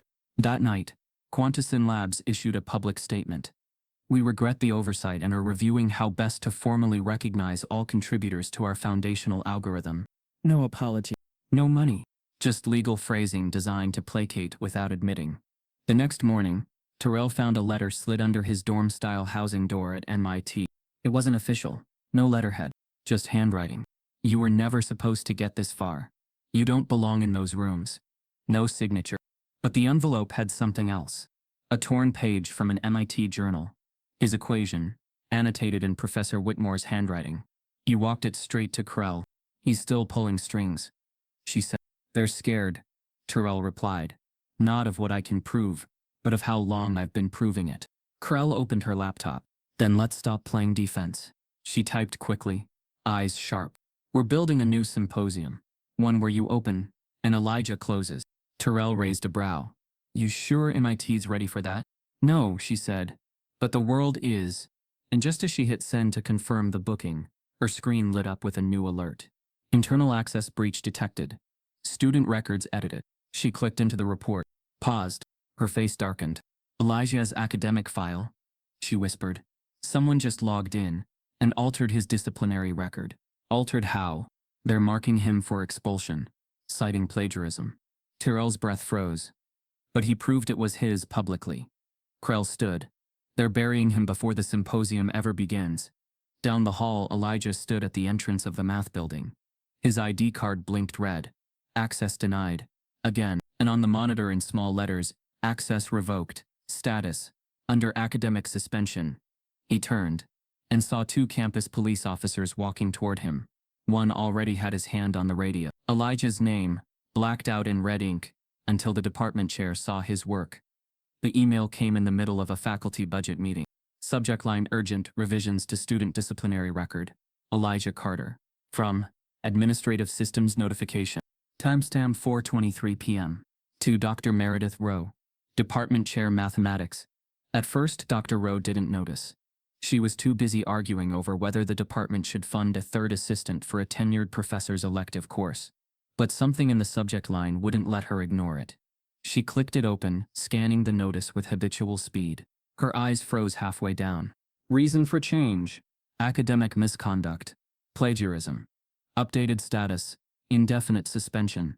Effective immediately. She blinked. Read it again. The words didn't shift.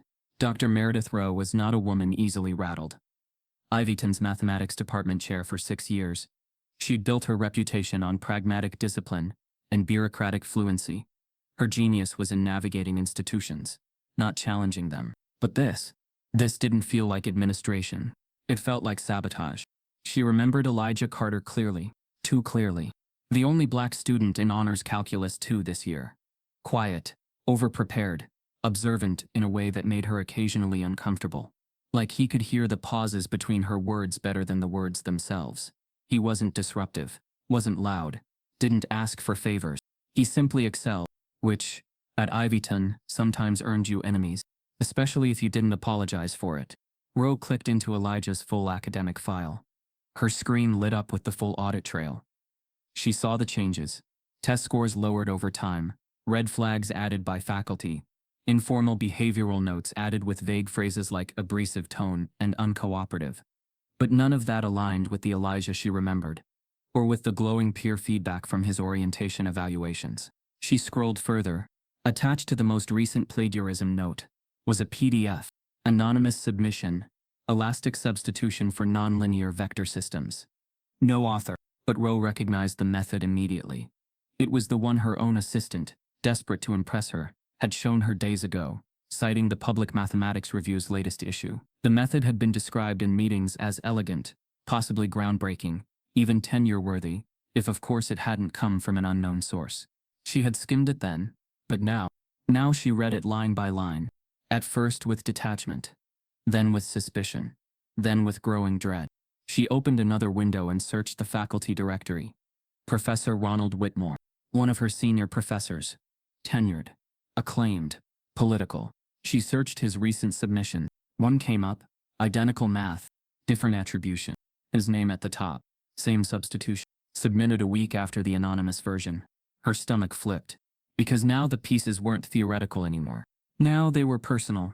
She stood abruptly, closing her laptop with a soft snap. Emergency, she said to the puzzled faces around her, grabbing her bag and heading out. Down the hallway, her steps echoed like a gavel in session. She entered her office, shut the door, locked it, sat down and reopened Elijah's file. This time she didn't skim. She combed through everything.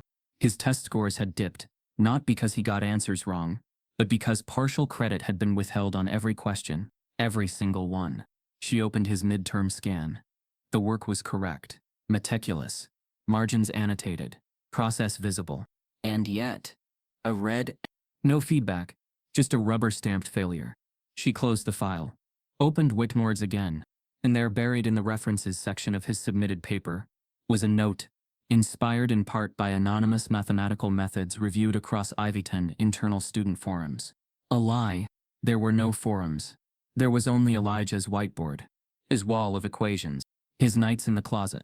Roe felt her breath tighten, because now, for the first time, she had to choose. She could file an investigation, but that would bring exposure. Not just to Whitmore, but to herself, because she had signed off on his grading rubrics, trusted his word, dismissed Elijah's earlier complaint as subjective perception. She would look negligent, complicit, and her tenure track, her departmental influence, gone. She opened a new email draft, typed 2 words, re-plagiarism allegation. Her fingers hovered over the keyboard. Then she deleted the line, and opened a new file. Instead of replying to the disciplinary board, Roe pulled up Elijah's original complaint, attached her own memo. After thorough review, I find the accusations against Mr. Carter unsubstantiated. Furthermore, I request an immediate halt to disciplinary action and full reinstatement of access, pending formal inquiry into Professor Whitmore's conduct. She sent it, then picked up her phone. She called Elijah. He didn't answer. She left a voicemail. Elijah, this is Dr. Rowe. I know we haven't spoken directly in a while, but I need you to know. I read your work. I know what you did, and I'm sorry I didn't see it sooner. You've been wronged, not just by one professor, but by this entire system. I'm working to make it right. Call me when you can. She hung up, and then she did something she never imagined. She opened Twitter, searched Elijah Carter, and read every post, every defense, every mockery, every question. Then she typed one tweet from her official faculty account. The method attributed to Anonymous in the recent vector systems breakthrough was written by Elijah Carter. A student whose genius we tried to bury. I failed him, and I will not stay silent anymore. She hit send. The response was instant. Shock, support, outrage. But it was too late to take it back. Within minutes, national academic Twitter was ablaze. The tweet went viral. The Ivyton PR office called within 10 minutes. She didn't answer. Across campus, Elijah sat in a holding room. 2 campus officers had detained him pending clarification of his student status. He stared at the floor, numb, until the officer's radio crackled. Carter's suspension order just got pulled. Department Chair Rowe overrode it. He's reinstated. Let him go. Elijah blinked. The officer looked confused. Guess you're free to go. No apology. Just dismissal. But to Elijah, it was enough for now. He walked out slowly.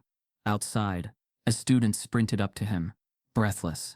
Did you see what Dr. Rowe just posted? Elijah shook his head. The student showed him the tweet. He read it once, then again, then sat on the nearest bench, stunned. Because for the first time in weeks, someone who had power finally used it to tell the truth. But before he could process what it meant, his phone buzzed. Unknown number. He answered. A voice spoke, low and fast. You don't know me, but I saw your work. The same work they tried to silence me for 30 years ago. Elijah's pulse quickened. Who is this? Terrell Massey. A pause. Then, it's time we stop letting them name our brilliance for us. Elijah looked up at the building across from him. Ivyton Mathematics. He stood and started walking, not away from the building, but toward it. A 10 nanolaver if he stays silent. Terrell must choose between truth and survival. The envelope was matte black. No logos. No stamps. Just a name embossed in small silver text. Price Systems Group. Terrell Massey found it waiting in his MIT locker, wedged between a maintenance schedule and a worn mop handle. He hadn't seen it delivered. No one had called or knocked. It simply appeared. Inside the envelope, 2 sheets of thick paper. The first was a letter, typed in the kind of clinical font that smelled of polished boardrooms and expensive lawyers. Mr. Massey, we represent a national defense contractor seeking exclusive licensing of advanced mathematical methodologies applicable to real-time algorithmic modeling. Our research partners have traced elements of a recent unclaimed proof back to your personal derivation. And then the line that made his hands stop moving. In exchange for a formal agreement of non-disclosure and exclusive research transfer, Price Systems is prepared to offer a private payment of $10 million. Immediate. Untaxed. Off-record. You retain no public credit. We retain all future applications. The second sheet. A contract. Ironclad. Cold. Final. Terrell sat with it for a long time. He didn't tell Krell. Didn't call Elijah. He stared out the maintenance window overlooking Killian Court, where students moved like ants across geometric grass patterns. The breeze carried with it a feeling he hadn't touched in years. Exhaustion pretending to be reflection. 10 million. Enough to disappear. Enough to finally live the life he was supposed to. No more busted knees. No more scraped knuckles and forgotten name tags. He could buy a small house in New Mexico. Paint. Read. Let the world forget him, like it had always tried to. But something twisted inside him. Because $10 million came with a condition far heavier than silence. It meant ceding ownership of what he had poured into his soul for decades. It meant letting his life's work become a product without context, without struggle, without identity. It meant letting someone else put their name on his journey again. And most painfully, it meant leaving Elijah Carter alone. He turned on the TV. The news cycle had caught up to Elijah's story. A clip from Ivyton's campus aired. Students marching, holding signs. One chanted, "Say his name." Others read his whiteboard aloud in cadence like poetry. Mathematical protest. Then the anchor's voice. A student whose anonymous discovery was credited to faculty, now vindicated by faculty themselves. Department Chair Meredith Rowe issued a public apology earlier this week, but controversy still swirls around the silence of Ivyton's administration and the original accuser, Professor Ronald Whitmore. A cutaway showed Elijah standing at a podium. He wasn't speaking. He just stood there, tired, poised, watching the crowd. Terrell saw it in his posture. That careful tension of someone carrying too much and not being allowed to drop a single ounce. Terrell turned off the TV, pulled the contract from his lap, and began to read every line again. The phone rang an hour later. Private number. He answered. Mr. Massey, This is Evelyn Galt, Senior Legal Counsel at Price Systems. I trust you received our envelope? I did. We'd like to finalize details this week. In fact, there's a car waiting to bring you to our Boston office. No cameras, no press, just signatures. You're buying my silence. We're buying a contribution to national security. In return, we're giving you freedom. Terrell didn't speak. We know this work matters to you, but it can matter without attribution. What you did has implications far beyond academia. You mean profit and safety, she added, almost sharply. This method could revolutionize missile guidance systems. Predictive threat modeling. This isn't just math, it's infrastructure. Terrell laughed. Just once. Dry. Funny. No one thought it was infrastructure when I was writing it with chalk while cleaning up their coffee spills. She didn't respond. He hung up. That night, he walked to the janitor's closet, where it all started. The same corner where he'd rewritten derivations in the dark. Chalk dust on his sleeves. Dreams small enough to hide behind a pushcart. He opened the door and stopped. Inside, on the wall, was a note, taped to the whiteboard he'd once thought no one else used. It read, "They offered me $10,000 to withdraw my complaint. I turned it down. Because of you, EC." Terrell stood still. He didn't touch the note, didn't move. Because in those two sentences, the choice had already been made for him. $10 million bought a future.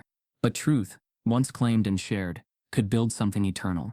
He walked back to his dorm, typed a new email. Subject: formal denial of offer. Price Systems Group. Dear Miss Galt, thank you for your offer. I decline. The work I created is not for sale, not for suppression, and not for sanitization. It belongs to a lineage of black intellect. The world has tried too long to footnote or erase. I will be telling this story loudly. If you wish to license the method, we can discuss terms of authorship, but I will not disappear to make your systems look cleaner. You're welcome to quote me. Terrell Massey. He hit send, and felt lighter than he had in years. The next morning, MIT's faculty lounge erupted into whispers, not because of an official press release, but because of a video leaked to social media. Elijah and Terrell, standing side by side in front of a chalkboard, presenting their joint derivation. Two names, one method, no apologies. Elijah Carter, Terrell Massey. MIT's systems groaned in resistance. But the world leaned in. By noon, Qantas and Labs had removed Terrell's face from their pitch deck. Too late, the internet had screenshots. The truth was out, and so was Terrell's story. But just when the dust seemed to settle, something unexpected happened. A new article dropped. Headline: Whitmore's oldest paper under investigation. Plagiarism allegations span decades. Inside scanned documents. A thesis from the one Whitmore had claimed as his breakthrough. And right beside it, a notebook dated 2 years earlier. Terrell's original work. Stamped, signed, filed away in a municipal maintenance locker. The world finally knew. But the system? It wasn't done fighting back. Because that same afternoon, Elijah received a letter from Ivyton's administration. You are hereby requested to attend a formal disciplinary hearing concerning conduct violations and misrepresentation of academic authorship. Failure to appear may result in expulsion. He held the letter, then looked out the window, and saw Terrell waiting in the courtyard below. Not as a janitor, not as a ghost, but as a man ready to walk beside him, no matter the cost. When silence ends, a black student and a janitor walk onto the national stage. The morning of the press conference felt like waiting for a storm. The auditorium was a cathedral of glass and steel, chairs aligned in unnatural precision, cameras mounted like eyes in every corner. Ivyton and MIT had combined forces or confrontation to orchestrate this moment, a stage for truth. When the doors opened, the press swarmed in, Remy lights gleamed, and the hum of teleprompters and microphones filled the air like static tension. Elijah Carter stood behind the podium on one side, in a crisp suit he rarely wore. His hands curled around the edges, as though bracing himself, not for applause, but for the weight of what had been silenced for so long. On the other side stood Terrell Massey. His uniform had been swapped for civilian clothes, simple, dignified, his posture rigid yet real. He had carried his janitor identity this far, and now he carried something heavier: vindication. Dr. Meredith Rowe, the department chair, sat in the front row, flanked by professors who had once dismissed Elijah. Krell stood beside her, flashcards in hand, ready to moderate. Malik Donnelly, The student journalist whose leak had lit the fire manned the live stream station at the back. The cameras clicked to life. The press hushed. The moment arrived. Rowe took the mic first. Thank you all for coming. Today, Ivyton University, in conjunction with MIT, formally acknowledges that the substitution method anonymously published and attributed to a ghost contributor is the original work of two men, Elijah Carter and Terrell Massey. We apologize for the systemic failure and commit to full authorship rights, reparative credit, and open research participation. This is not symbolic. It is corrective. Her words hung in the air, uncertain and heavy. A few scattered claps grew into applause, but the real moment was yet to come. Krell stood, pushed forward, motioning for Elijah to speak. Elijah inhaled sharply. For months, I lived in timeout because someone believed hiding my name meant hiding my work. My derivations were published, my ideas quoted, my effort erased, but a method without identity is like a voice in a vacuum. Unheard. Today, I'm not silent anymore. Terrell and I are not anomalies. They are the proof that injustice can't retroactively erase greatness. The cameras zoomed in. The flashbulbs popped. He paused, then nodded toward Terrell. Would you please join me to explain how this method evolved? Terrell stepped forward, steadiness in his eyes. I watched for decades. I listened. I cleaned. But I also thought. I calculated quietly. In corners, no one monitored. And when I saw Elijah's proof, when I saw how long someone had tried to remove us from the narrative, I knew this moment would come. The method is ours, shared but rooted, and now no stage is too big for it to claim. Together they walked to the whiteboard installed on the stage. Side by side they wrote. Side by side they spoke aloud. Side by side they synchronized ideas. The crowd watched, breath bated. The world watched through screens. A journalist raised her card, her voice firm. You've both exposed decades of institutional theft. But now that you've revealed yourselves, given your names, what happens next? How will you guard your credit against new erasure? And specifically, Professor Whitmore, does he face consequences? Elijah looked at Terrell. Terrell looked at her. The question cracked open more than they anticipated. Rowe rose, looking at Whitmore, seated in a corner behind tinted glass, glancing pale. The room trembled with expectation. Terrell cleared his throat first. I don't know what the consequences will be. I don't crave vengeance. But I do crave justice. Naming us was the first step. Guarding us, respecting our ideas, lawfully, is the... Then Elijah spoke, voice steady. We will pursue legal action if necessary. We will demand authorship, back credit, royalty rights when applicable. But we will also build spaces where black minds are seen without needing approval. And for Whitmore, he will have to answer, not just publicly, but to every student whose voice he silenced. Tension crackled. Cameras panned. Reporters scribbled. Then came a beat. A silence so dense it felt like gravity. Then Rowe leaned in and asked a final question, one they hadn't rehearsed.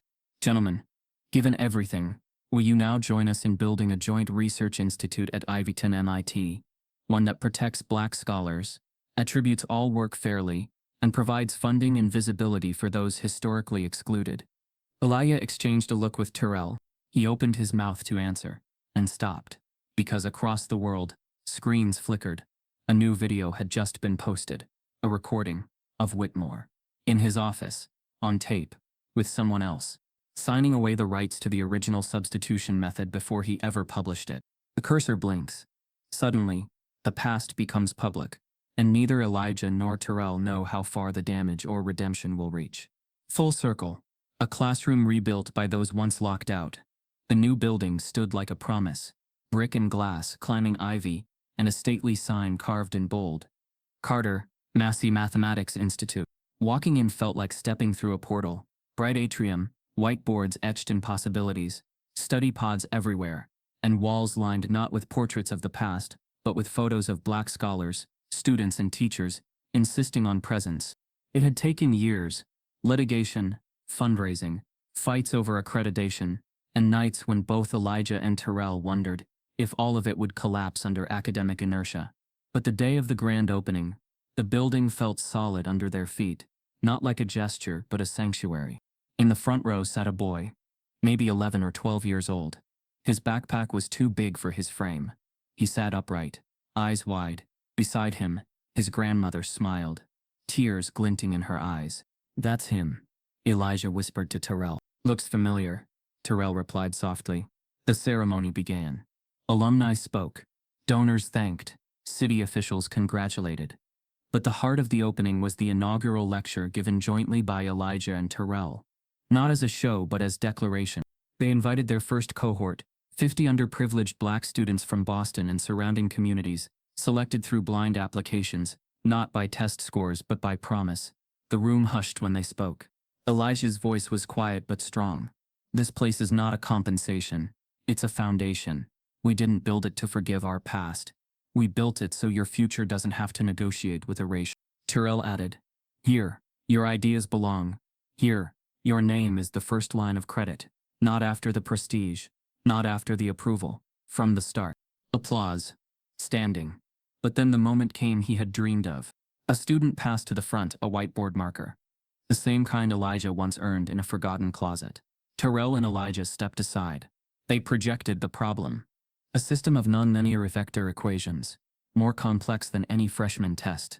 They invited the students to try. Several hesitated. Some scribbled. A few shook their heads.